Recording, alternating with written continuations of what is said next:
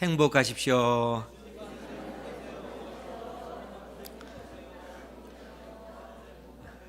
우리 주님 안에서 행복하시기 바랍니다. 오늘 말씀의 제목이 미래와 희망을 주는 것이라, 이 제목인데, 미래와 희망은 하나님께서 주신 줄 믿습니다. 우리가 오늘 그 본문의 말씀을 좀 더 쉽게 이해하기 위해서 간단하게 이스라엘 나라의 역사를 좀 살펴볼 필요가 있습니다. 이제 구약 시대의 어떤 그 이스라엘 한 나라로 부름을 받았지만, 솔로몬의 아들 르호보암 때 이 이스라엘이 두 나라로 나누어지게 됩니다. 마치 우리나라 남한과 북한 이렇게 나눠지듯이 이스라엘이 북이스라엘과 남유다로 그렇게 나누어지게 돼요. 그렇게 역사가 이어져 오다가 북이스라엘은 아수르라고 하는 나라에 의해서 멸망을 당하고, 이 북이스라엘이 멸망당한 지 약 130여 년의 세월이 흐른 다음에 남유다 역시 바벨론에 의해서 멸망을 당하고 맙니다. 그러니까 북이스라엘이 아수르에 의해서 멸망당한 지 약 130여 년의 세월이 흐른 다음에 남유다 역시 바벨론에 의해서 멸망당하고 마는 것이죠. 그런데 이 남유다가 멸망당할 때 단 한 번에 멸망당한 것이 아니고, 바벨론의 그 군대가 이 유다를 멸망시킬 때 무려 몇 번? 세 번에 걸쳐서 공격을 합니다. 그러니까 세 번에 걸쳐서 공격을 해서 결국 남유다를 멸망시키고 말아요. 그런데 첫 번째 이 바벨론 그 군대가 그 유다를 공격했을 때, 이때 그 많은 어떤 그 유대의 그 귀족들, 고관들이 사로잡혀 갔습니다. 그리고 이때 사로잡혀간 선지자가 누구라고 했죠? 다니엘 선지자. 첫 번째 공격을 통해서 사로잡혀간 선지자가 다니엘 선지자입니다. 그런데 이 바벨론이 나중에 또 두 번째 또 그 유다를 공격을 하게 돼요. 그래서 이 두 번째 유다를 공격할 때 유다의 그 마지막에서 두 번째 왕이 여호야긴이라고 하는 왕인데, 이 왕이 된 지 3개월하고 10일 만에 이 두 번째 바벨론 공격에 사로잡혀 가게 됩니다. 그리고 이때 같이 사로잡혀간 선지자가 있는데, 그 선지자가 누구겠어요? 아멘. 에스겔 선지자입니다. 그러니까 두 번째 공격 때 에스겔 선지자가 바벨론 땅으로 포로로 끌려가게 되는 겁니다. 그리고 세 번째 공격 때 이 바벨론 군대가 예루살렘 성을 햇수로 3년 동안 포위한 다음에 결국 유다가 멸망당하고 마는 것이죠. 그런데 오늘 말씀은, 오늘 본문에 예레미야서 29장에 있는 이 말씀은 지금 유다가 멸망당하기 전의 사건입니다.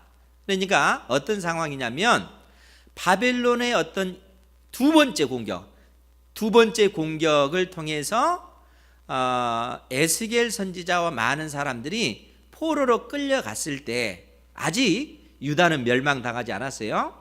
이러할 때 남쪽 유다에서 열심히 하나님의 말씀을 증거한 선지자가 누구겠어요? 예레미야 선지자입니다. 이 예레미야 선지자가 이 남유다에서 이미 포로로 끌려간, 바벨론 땅에 포로로 끌려간 이스라엘 백성들에게 편지를 써서 보내는 거예요. 편지를 써서 그 이스라엘 백성들에게 뭐라고 권면의 말씀을 하냐면, 너희들이 그 땅에서 다시 약속의 땅으로 이 이 유다 땅으로 예루살렘으로 귀환할 생각을 포기하고 너희들은 애초에 돌아올 생각도 하지 말고 너희들이 이미 포로로 끌려간 그 땅 바벨론 땅에서 집도 짓고 텃밭도 가꾸고 시집도 가고 장가도 가서 자녀들도 낳고 그 땅에 아주 거주할 생각을 해라 라고 말씀하십니다. 왜냐하면 하나님께서 이스라엘을 향하여 진노하셔서 그 진노로 인해서 이스라엘이 남유다가 결국에는 멸망당할 것이고 그 멸망당한 다음에 이스라엘 백성들이 바벨론 땅으로 끌려가서 70년이라고 하는 이 기간 동안 이스라엘 백성들이 그 땅에서 살 수밖에 없는 그러한 상황이라는 거예요. 그러니까 하나님께서 이스라엘 백성들을 금방 회복시켜 주는 것이 아니라 이스라엘은 남유다는 완전히 멸망당할 것이고 하나님의 백성 이스라엘은 이방 땅으로 포로로 끌려가서 그 땅에서 70년 동안 거주하며 살 수밖에 없을 거라는 거예요. 그러니까 속히 돌아올 생각을 하지 말고 그 땅에서 거주하며 살 생각을 해라 라고 지금 예레미야 선지자가 바벨론 땅에 있는 그 유대인 포로들에게 그렇게 편지를 써서 권면의 말씀을 해주고 있다는 거예요. 그러면서 오늘 본문의 말씀을 보니까 8절 9절에 보면은 그렇게 기록을 하고 있어요. 지금 예레미야 선지자가 바벨론 땅에 포로로 끌려가 있는 그 사람들에게 편지로서 하신 말씀입니다. 8절 말씀에 보니까 만군의 여호와 이스라엘의 하나님께서 이와 같이 말하노라. 너희 중에 있는 선지자들에게와 점쟁이에게 미혹되지 말며 너희가 꾼 꿈도 고지 듣고 믿지 말라. 내가 그들을 보내지 아니하였어도 그들이 내 이름으로 거짓을 예언함이라. 여호와의 말씀이니라. 여러분, 예레미야 선지자가 하나님의 말씀을 증거하는 이 시대가 선한 시대, 또 하나님의 말씀을 잘 듣는 신실한 백성들이 많은 시대라면 하나님의 말씀이 흥왕해서 예레미야 선지자가 이러한 고난을 당하지 않을 것입니다. 그런데 예레미야 당대의 어떤 그 시대적인 그 상황은요, 하나님의 그 백성들이 하나님의 말씀을 듣지 않는 그러한 패역한 시대입니다. 그러니까 이러한 어떤 그 패역한 시대에 예레미야 선지자가 선포한 그 말씀은 사람들이 듣지를 않아요. 그러니까 오늘 예레미야 선지자가 만군의 여호와 이스라엘 하나님께서 이와 같이 말하노라. 너희 중에 있는 선지자들에게와 점쟁이에게 미혹되지 말며 너희가 꾼 꿈도 고지 듣지 말라. 그러니까 거짓된 예언에 너희들이 속지 말라라는 얘기입니다. 9절 말씀에 다시 한번 보면 내가 그들을 보내지 아니하였어도 그들이 내 이름으로 거짓을 예언함이라. 여호와의 말씀이니라. 이렇게 선언하고 있다는 거예요. 예레미야 선지자가 이 말씀을 하고 있는 것입니다. 왜 그런가 하면 여러분, 이때 당시 거짓된 선지자들이 오히려 예레미야 선지자를 핍박하고 하나님의 뜻과 정반대의 그 말을 많이 했기 때문에 그렇습니다. 예레미야서 28장 2절 3절 말씀에 보면요, 거기 한번 볼게요. 예레미야서 28장 2절 3절 말씀입니다. 거기에 보면 만군의 여호와 이스라엘의 하나님이 이같이 일러 말씀하시기를 내가 바벨론의 왕의 멍에를 꺾었느니라. 내가 바벨론의 왕 느부갓네살이 이곳에서 빼앗아 바벨론으로 옮겨간 여호와의 성전 모든 기구를 2년 안에 다시 이곳으로 되돌려 오리라. 지금 이 말은 누가 하냐면은 하나냐라고 하는 거짓된 선지자가 이 말을 하고 있습니다.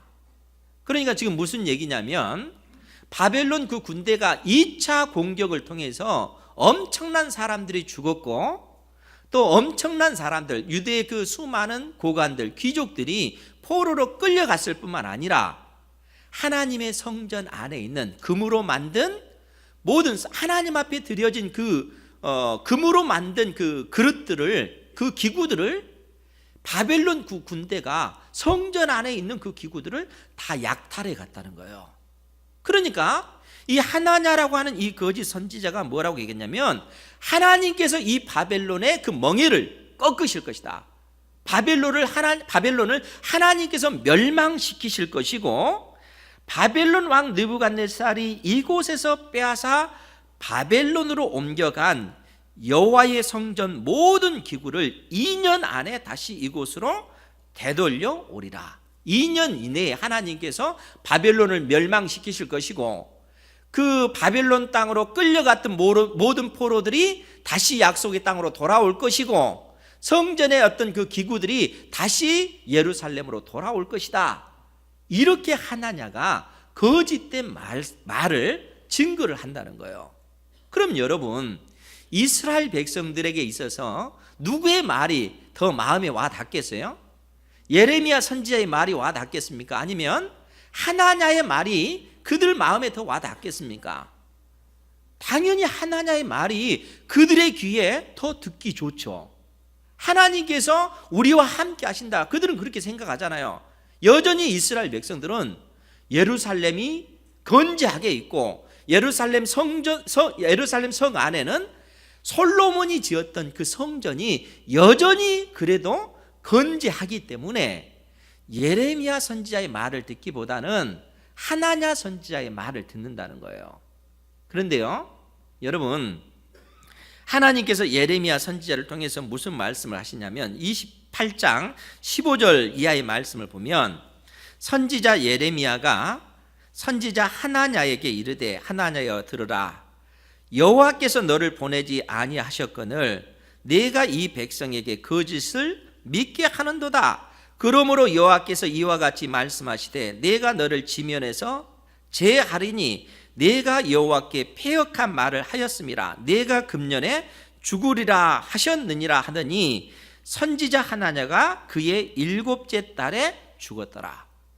그러니까 지금 예레미야 선지자가 하나님께서 너를 멸망시키실 것이다, 너를 제거하실 것이다 라는 이 말씀을 주어지자마자 이 하나냐가 2달 만에 죽음을 당하고 만 것입니다. 그러니까 하나냐가 거짓된 선지자다 하는 사실을 하나님께서 명확하게 보여주셨다는 거예요. 그럼에도 불구하고요, 유다의 백성들은 예레미야 선지자의 말을 듣지 않습니다. 그러니까 예레미야 선지자가 유다 백성들에게 그렇게 말씀을 전하고 또 바벨론 땅의 포로로 끌려간 그 백성들에게 하나님의 말씀을 증거했음에도 불구하고 그 백성들이 약속의 땅으로 돌아오려고 하는 이 소망을 버리지를 않는 것입니다. 포기하지 않는 것입니다. 여러분, 이러할 때 바벨론 땅에서 누가 하나님의 말씀을 증거하는 선지자로 하나님께서 누구를 세우십니까?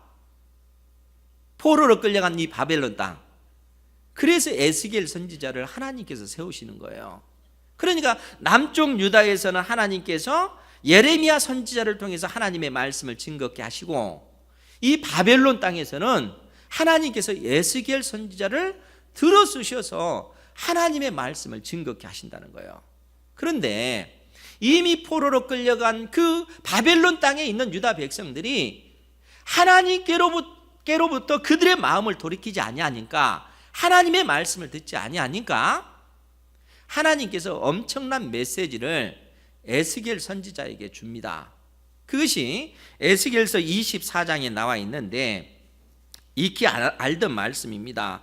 에스겔서 24장 15절 이하의 말씀에 보면, 제가 15절 16절 말씀을 읽어드릴게요. 거기에 보면 여호와의 말씀이 또 내게 임하여 이르시되 인자야, 내가 내 눈에 기뻐하는 것을 한 번 쳐서 빼앗으리니 너는 슬퍼하거나 울거나 눈물을 흘리거나 하지 말며 죽은 자들을 위하여 슬퍼하지 말고 조용히 탄식하며 수건으로 머리를 동이고 발에 신을 신고 입술을 가르지 말고 사람이 초상집에서 먹는 음식물을 먹지 말라 하신지라.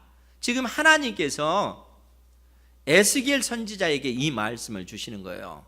하나님께서 에스겔 선지자에게 뭐라고 얘기합니까? 인자야, 내가 내 눈에 기뻐하는 것을 한 번 쳐서 빼앗겠다라고 얘기합니다.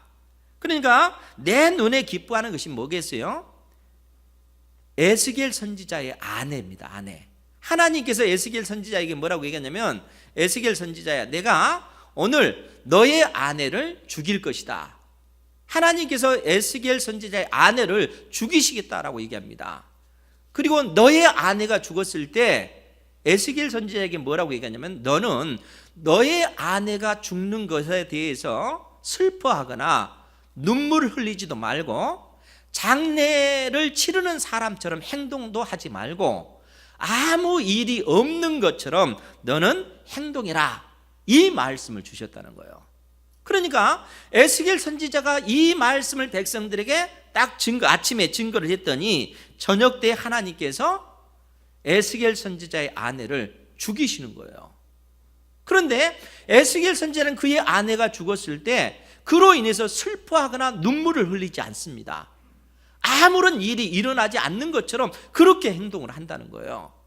그러할 때 그 바벨론 땅 포로로 끌려왔던 그 유다 백성들이 에스겔 선지자에게 묻습니다. 도대체 당신이 한 그 행동의 의미가 무엇이냐? 하나님께서 당신에게 그렇게 행동하도록 한 그 말씀의 의미를 우리에게 알게끔 해달라라고 얘기합니다.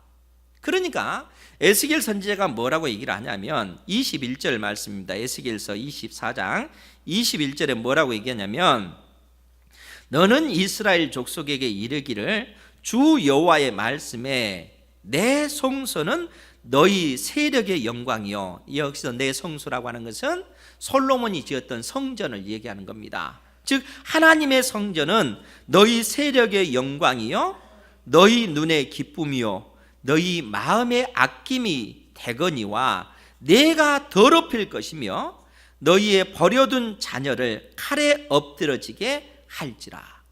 무슨 얘기입니까? 하나님께서 솔로몬이 지었던 그 성전을 완전히 더럽히실 것이라는 거예요.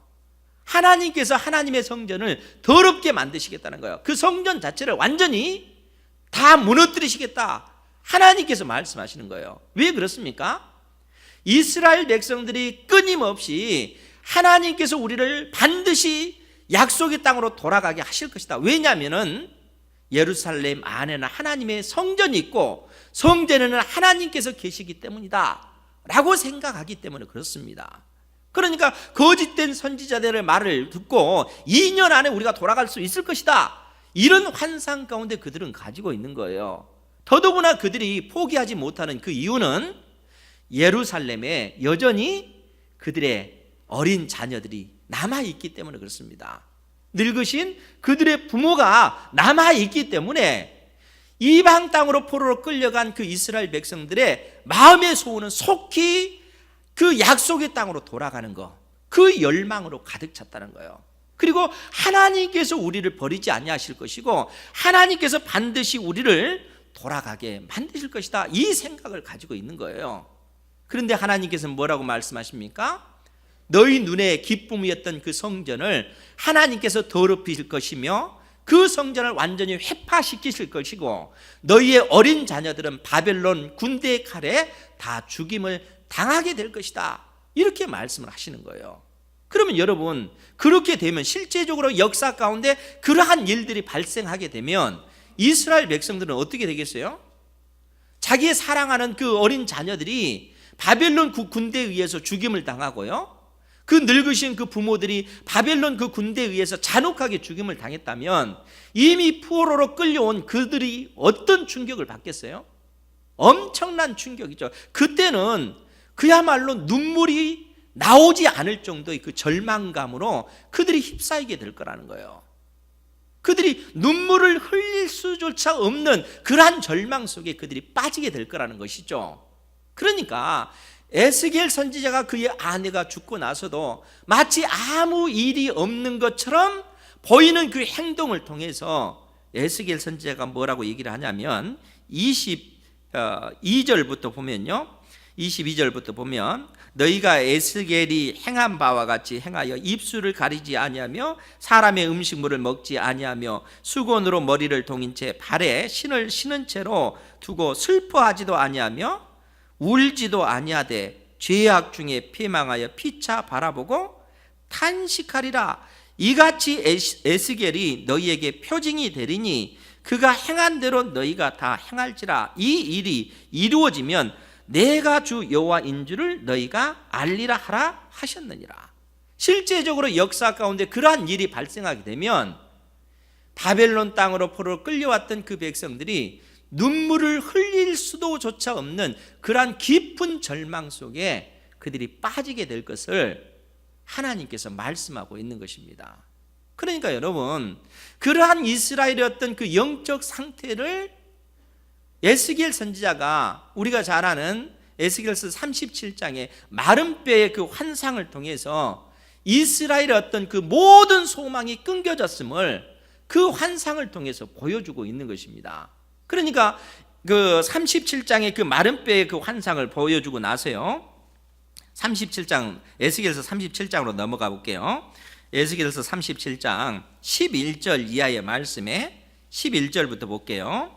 이 마른 뼈의 환상을 통해서 이스라엘 백성들이 얼마만큼 깊은 절망 가운데 빠졌나 하는 사실을 보이고 나서 에스겔서 37장 1절에 보면 또 내게 이르시되 인자야 뼈들은 이스라엘 온 족속이라. 그들이 이르기를 우리의 뼈들이 말랐고 우리의 소망이 없어졌으니 우리는 다 멸절되었다 하느니라.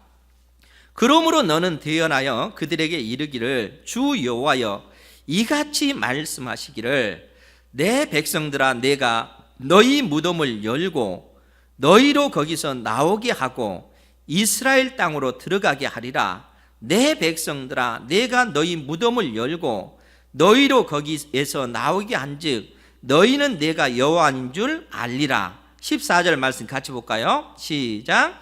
내가 또 내 영을 너희 속에 두어 너희가 살아나게 하고 내가 또 너희를 너희 고국 땅에 두리니 나 여호와가 이 일을 말하고 이룬 줄을 너희가 알리라. 여호와의 말씀이니라. 아멘.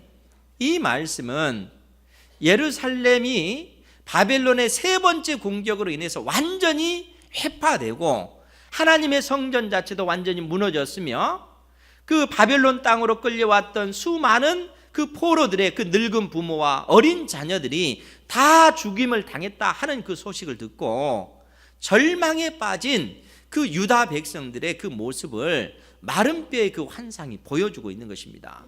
그러니까 마른 뼈와 같이 모든 소망이 다 끊겨져 버렸다는 거예요. 여러분, 이미 죽어버린 마른 뼈만 남은 그 해골에게 무슨 소망이 있겠어요? 그러니까 유다 백성들이 우리의 어떤 영적 상태가 그런 상태라는 거예요. 이미 우리는 무덤 속에 갇힌, 무덤 속에 있는 마른 뼈와 같은 그러한 존재라는 거예요. 모든 소망이 다 끊어졌다는 겁니다. 이스라엘 백성들이 비로소 예루살렘이 완전히 멸망당하고 난 다음에 비로소 이 사실을 그 느끼는 거, 이 사실을 그들이 확인한 것입니다. 그런데요, 그런 그들에게 하나님께서는 뭐라고 말씀하셔요? 12절 이하에 주 여호와께서 이같이 말씀하시기를 내 백성들아 내가 너희 무덤을 열고 너희로 거기에서 나오게 하고 이스라엘 땅으로 들어가게 하리라. 하나님께서 그 무덤을 여셔서 그 마른 뼈와 같은 이스라엘에게 소망을 불어넣어 주시는 거죠. 그 마른 뼈 위에 힘줄을 두시고 살을 입히시고 가죽을 덮으시고 생기를 불어넣으셔서 이스라엘 백성들을 다시 살도록 만드시겠다는 거예요. 하나님께서 이러한 놀라운 약속을 택한 백성 이스라엘에게 주시는 것입니다. 그러면서 14절에 다시 보면 내가 또 내 영을 너희 속에 두어 너희가 살아나게 하고 내가 또 너희를 너희 고국 땅에 두리니 나 여호와가 이 일을 말하고 이룬 줄을 너희가 알리라. 여호와의 말씀이니라. 하나님께서 그 모든 소망이 끊겼던 이스라엘 백성들을 다시 살아나도록 그렇게 만드시겠다라고 말씀해 주고 있는 것입니다. 그러니까 하나님께서 지금 예루살렘에서는 예레미야 선지자를 통해서 이스라엘 백성들에게 이 소망의 말씀을 주고 계시고, 또 바벨론 땅에서는 에스겔 선지자를 통해서 하나님께서 이 소망의 말씀을 주신다는 거예요. 그러니까 중요한 것이 뭡니까? 너희들이 거짓된 선지자들의 말에 혹해서 넘어지지 말고 하나님의 심판의 그때는 70년이라는 거예요. 70년. 이미 하나님께서 그 기간을 정하셨다는 것입니다. 그렇기 때문에 오늘 본문의 말씀으로 다시 돌아가서 예레미야서 29장 10절 말씀에 보면, 예레미야서 29장 10절 말씀 같이 한번 보죠. 10절 시작. 여호와께서 이와 같이 말씀하시니라. 바벨론에서 70년이 차면 내가 너희를 돌보고 나의 선을 너희에게 성취하여 너희를 이곳으로 돌아오게 하리라. 아멘. 계속해서 반복해 주신 말씀이 뭡니까? 70년이 차면 내가 너희를 돌보고 나의 선한 말을 너희에게 성취하여 완성하여 너희를 이곳으로, 약속의 땅으로 돌아오게 만드시겠다라고 말씀해 주시는 것입니다. 그러니까 70년이라고 하는 이 환난의 이 기간을 너희들은 어찌 됐든 감당해야 된다는 거예요. 그 기간은 하나님께서 이스라엘 백성들에게 주신 그 심판의 때입니다. 그런데 11절 말씀에 뭐라고 얘기를 하냐면, 여호와의 말씀이니라. 너희를 향한 나의 생각을 내가 아나니 평안이요 재앙이 아니니라. 너희에게 미래와 희망을 주는 것이니라. 여러분 생각해 보십시오. 지금 하나님께서 이스라엘을 심판하셔서 70년이라고 하는 이 고난의 때를 이스라엘 백성들에게 주는 것입니다. 70년의 이 고난의 그 기간은 환난이라는 거예요. 환난, 고통의 때라는 겁니다. 그런데 이 고통의 때를 하나님께서 주시면서 하신 말씀이 평안이요 재앙이 아니다 라고 말씀하시고, 너희에게 미래와 희망을 주는 것이다. 고통이, 하나님께서 이스라엘 백성들의 고난과 그 심판과 환난을 주시면서 이것은 환난과 고난의 때가 아니라 미래와 희망을 주는 것이다 라고 말씀을 하고 계시다는 거예요. 여러분 30장 11절 말씀에 보면요, 30장 11절 말씀에 보면, 거기에 보면 이는 여호와의 말씀이라. 내가 너와 함께 있어 너를 구원할 것이라. 너를 흩었던 그 모든 이방을 내가 멸망시키리라. 그러니까 70년 후에는 이스라엘을 멸망케 했던 그 바벨론, 이 강대한 나라를 하나님께서 심판하시고 멸망시키시겠다라고 말씀하십니다. 그러면서 그럴지라도 너만은 멸망시키지 아니하리라. 그러나 내가 법에 따라 너를 징계할 것이요 결코 무죄한 자로만 여기지 아니하리라. 즉 무슨 얘기냐면, 이 70년이라고 하는 이 기간은 하나님께서 이스라엘 백성들의 죄에 따라서 거기에 따른 징계의 그 기간이라는 거예요. 하나님께서 이스라엘 백성들을 심판하는 기간, 징계하는 그 기간이 70년이라는 겁니다. 그런데 이 심판의 때가, 이 징계의 때가 하나님의 자녀들에게 있어서는 미래요 희망을 주는 그러한 때라는 거예요. 여러분, 하나님 자녀들이 받는 이 징계는, 하나님 자녀들이 당하는 이 환난은 하나님께서 오히려 그 환난을 통해서, 그 심판을 통해서 우리에게 미래를 열어주시는 것이라는 겁니다. 여러분들에게 희망을 주시는 것이라는 겁니다. 그러니까 하나님께서 택하신 자녀들에게는 결코 멸망의 그 길을 주는 것이 아니라, 택하신 자녀들에게는 징계의 기간을 통해서 더더욱 하나님을 의지하고 하나님의 사람으로 설 수 있는 그러한 기회로 만드신다는 것입니다. 그러니까 여러분, 여러분들의 인생 가운데 여러분들의 인생을 한번 되돌아보세요. 환난이 없는 인생이 있습니까? 고난이 없는 인생이 있을까요? 한 사람도 없습니다. 아무리 하나님의 사람이라 할지라도요, 인생 가운데 고난 없는 사람은 없습니다. 다 고난의 때가 있다는 거예요. 절망스러운 그 때가 있다는 거예요. 그런데 하나님께서는 택하신 자녀들을 향해서 선하신 뜻을 가지고 계시다는 거예요. 이스라엘 백성들 70년이라고 하는 이 멸망, 그 심판의 이 때가 그들에게 주어졌지만 그 심판의 때를 통해서 이스라엘을 완전히 멸망시키려고 하나님께서 하시는 것이 아닙니다. 이 징계 기간을 통해서 이스라엘 백성들이 하나님의 사람으로 빚어져 가도록 하시기 위해서 그 기간을 주시는 거라는 거예요. 그러니까 하나님의 그 계획 속에는, 우리를 향한 그 계획 속에는 하나님의 그 완벽한 그 계획, 선하신 그 뜻이 여러분들의 인생을 향해서 가지고 계시다는 거예요. 그렇기 때문에 여러분들의 인생 가운데 여러분들이 살아가다 인생의 한 지점에 고난을 당할 때, 환난을 당할 때 그 환난으로 인해서 내 인생은 끝났어, 내 인생은 망했어, 더 이상 소망이 없어, 그렇게 하지 말라는 거예요. 하나님께서 여러분들에게 그 말씀을 하시는 겁니다. 하나님께서 여러분들의 인생 가운데 그러한 고난을 허락하시는 것은 그 고난을 통해서 여러분들을 빚어 가셔서 하나님의 사람으로 만들어가기 위한 하나의 과정이라는 거예요. 택하신 자녀들에게 하나님께서는 놀라운 이 약속을 주시고 계시다는 거예요. 그러니까 여러분, 하나님의 그 백성들 70년이라고 하는 이 절망스러운 이 상황을 하나님께서 이스라엘 백성들에게 말씀하시면서 70년 후에 반드시 하나님께서 이스라엘 백성들을 회복시켜 주겠다, 이 약속을 주시잖아요. 여러분, 그 에스겔서가 그 에스겔서 그 34장부터요 48장까지 무려 14장이나 되잖아요. 14장의 그 기간 동안, 14장이 되는 이 장 속에 하나님께서 이스라엘 백성들에게 어떤 약속을 주신지 아십니까?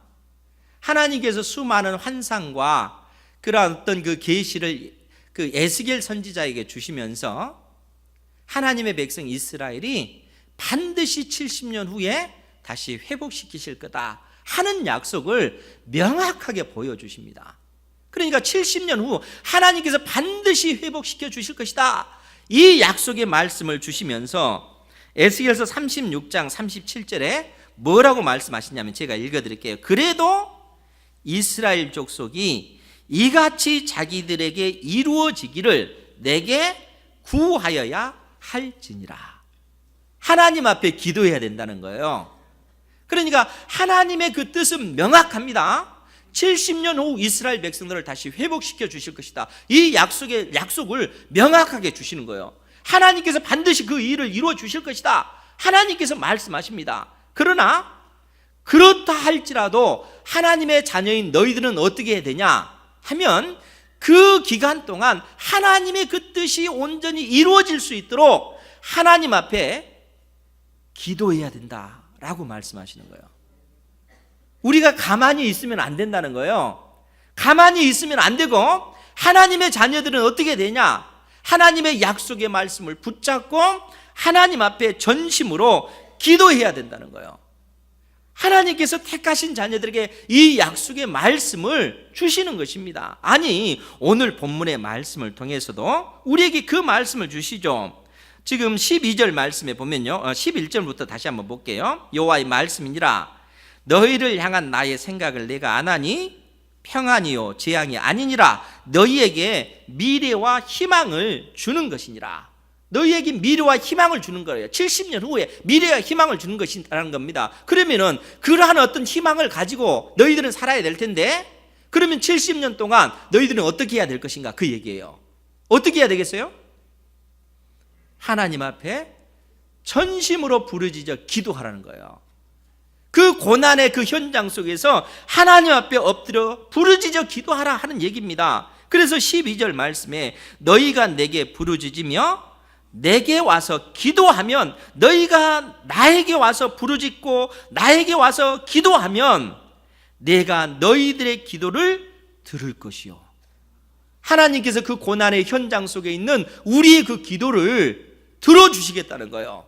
그 절망스러운 그 상황 속에서 내가 기도하면 하나님께서 내 기도를 들어주심으로써 절망스러운 그 상황에서 내가 이겨낼 수 있는 힘과 능력을 하나님께서 여러분들의 심령 가운데 부어주시겠다는 거예요. 사랑하는 성도 여러분, 이 세상 사람들은 절망에 빠지면요, 그 절망 속에서 헤어나지 못합니다. 이 세상에서 나 혼자라고 느껴질 때, 그러한 어떤 상황 속에 빠져 있을 때 거기에서 그들이 어떻게 나올 수가 있겠습니까? 그렇지 않습니까?